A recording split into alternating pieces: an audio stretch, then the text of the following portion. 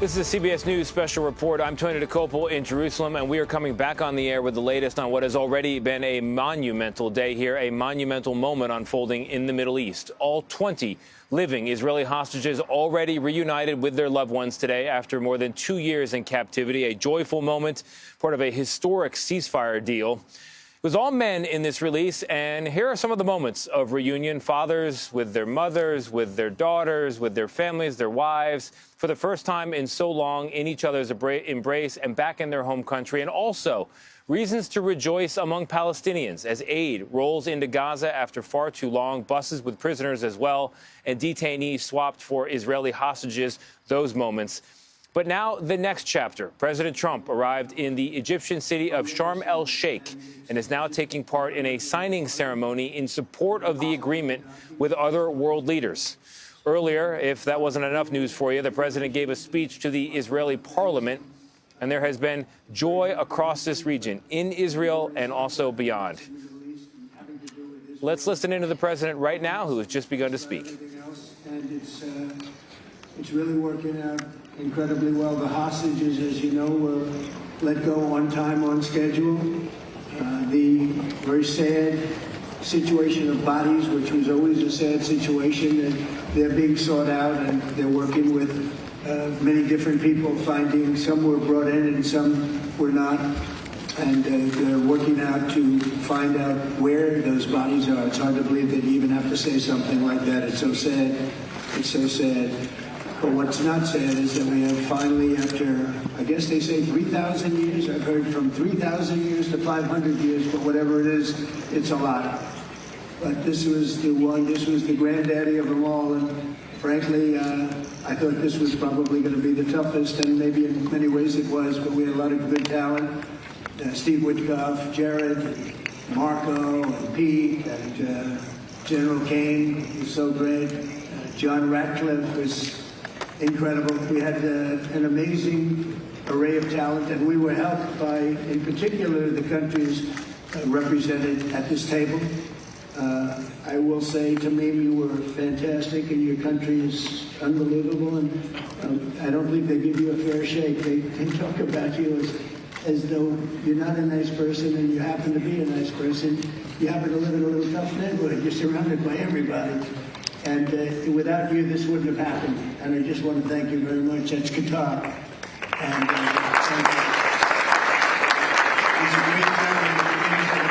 he's an amazing leader. And another man who's been a friend of mine for a long time. I don't know what it is. I like the tough people better than I like the soft, easy ones. I don't know what the hell that is. It's a personality problem, I suspect. But this gentleman from a place called Turkey has one of the most powerful armies actually in the world.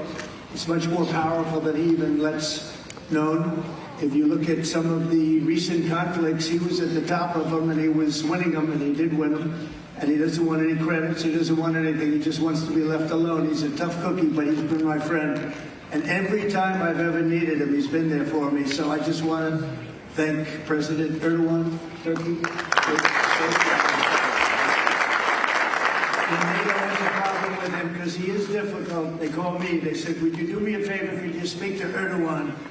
And I do, and he never fails us. Right, General? He never fails. He's amazing. So I just want to thank you for the friendship. It's great. Thank you very much. And then, of course, we have the host tonight, and I just want to thank you very much. It was a reason we chose Egypt, because you were very helpful. And very, very helpful. Everybody wanted to have this, but we really thought it was appropriate. And you are a great leader. We have very little crime. We have problems that other countries don't have. And of course, nothing's perfect, but the job you do is amazing, and I want to thank you. Another one, we've been my friend right from the beginning.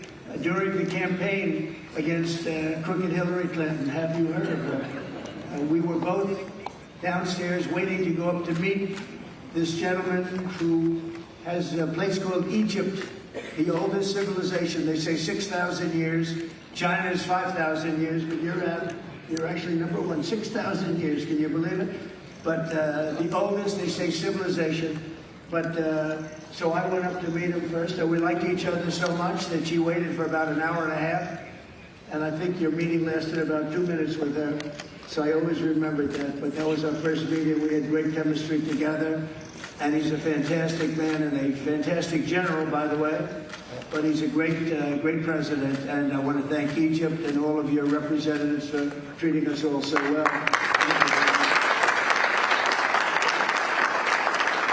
So we're really representative of a whole group of nations, and they're sitting behind us, and you know most of them. I can tell you this guy's got so much money. They all have so much money. There's more money and power sitting behind us. I love that they're behind us. We've never been sitting behind anybody before. This is a very unique position for them, but they are seriously, they're among the most powerful countries in the world, the richest countries in the world, and there's never been really an assemblage like what we have today. I don't think I've never seen it anyway. And I want to thank everybody for being with us. Man, I just solved the war for him. Azerbaijan. Oh, did I do a good job? Where did you come next year? Where's areas? You guys are still getting along, right? They fought for 32 years, and about 1 hour we settled it, right? And they like each other now, too. It's good. That's great. Well, I want to thank everybody for being here. Italy, she's a very strong ruler. She's doing a great job. You're doing a great job. Thank you very much. So many, but we're actually going to be making a speech after this, so this is just a very important signing, but we're doing a signing, then we're doing a speech, and then I may stay behind with the leaders just to talk about that, some things without the press. I want to thank the media for you've been so respectful on this deal. You know the deal, and I really, it was so pleasant to watch. I was on the plane for quite a while listening to the various newscasts, and they were all fair. They were talking about how incredible this is. This is an incredible day for the world, let alone the Middle East. So I just wanted to thank the media. They really treated it with respect. I wish you could be like that on other things, but that's perhaps too much to ask for. But on this, tremendous, everybody feels the same. Just tremendous respect, and we appreciate it very much. Can we get the documents, please? Okay. Okay. You are watching a historic moment here in Egypt at Sharm El-Sheikh, Egyptian city, as President Trump, surrounded by other world leaders, signs a ceremonial document behind a banner that says "Peace in the Middle East." This is to commemorate today's milestone moment, the release of the hostages, aid into Gaza, and the first step toward this broader peace plan that could lead in a very good direction. The president calls it a new day in the Middle East. 3,000 years, he just said, to get to this point. Also, many hours behind schedule as I bring in CBS News Chief White House correspondent Nancy Cordes. We are behind today, Nancy, as you travel with the president or in Sharm El-Sheikh. We are behind, but this is no less important for it. It is a big day. There is no hiding that. What stood out to you so far?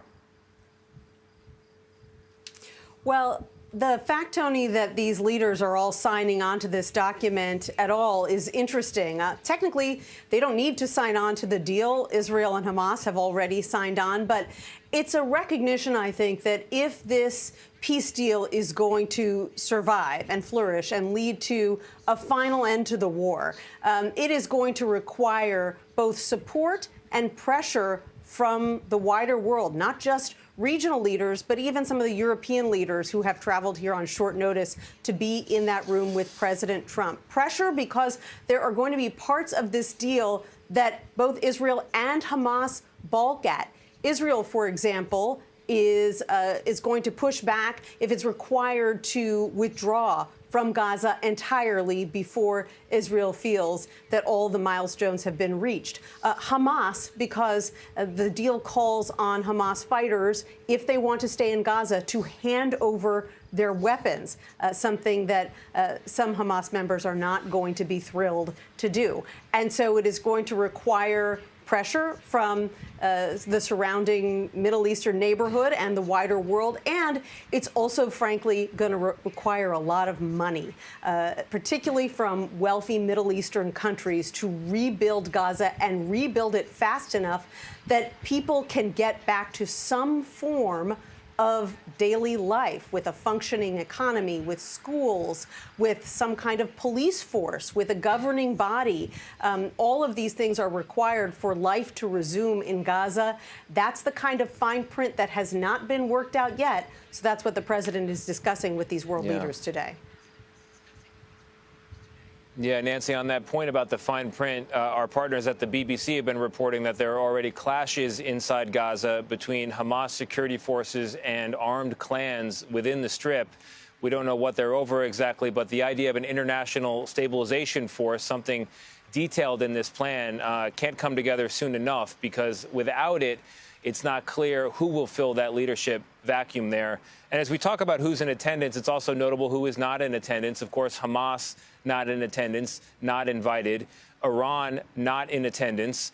And also the Prime Minister of Israel. He was invited at the very last minute, we saw earlier today, and for a moment it appeared he had accepted that invitation, but then a moment later said he could not attend because of the proximity to the Israeli holiday, which came into being here as night fell. So there's a lot of people in the room who can make a difference, and yet also some key people in the room who will not be able to sway things one way or the other, even as so many key details remain to be seen. I do have a question for you, Nancy, on the phases we keep talking about. Phase one of this peace plan was the hostage release and the speeding of aid into Gaza, the ceasefire. We talk about phase two. Are we witnessing phase two right now in Egypt? We are witnessing the leaders talk about phase two and what it would entail. You know, you mentioned, Tony, this stabilization force. Currently, that is a figment of these leaders' imaginations. This is something that is written down in a document. The fact that there is going to be an international stabilization force, essentially peacekeepers, who come into Gaza to prevent things like the clashes that you were just mentioning, and to ensure that this ceasefire continues to hold.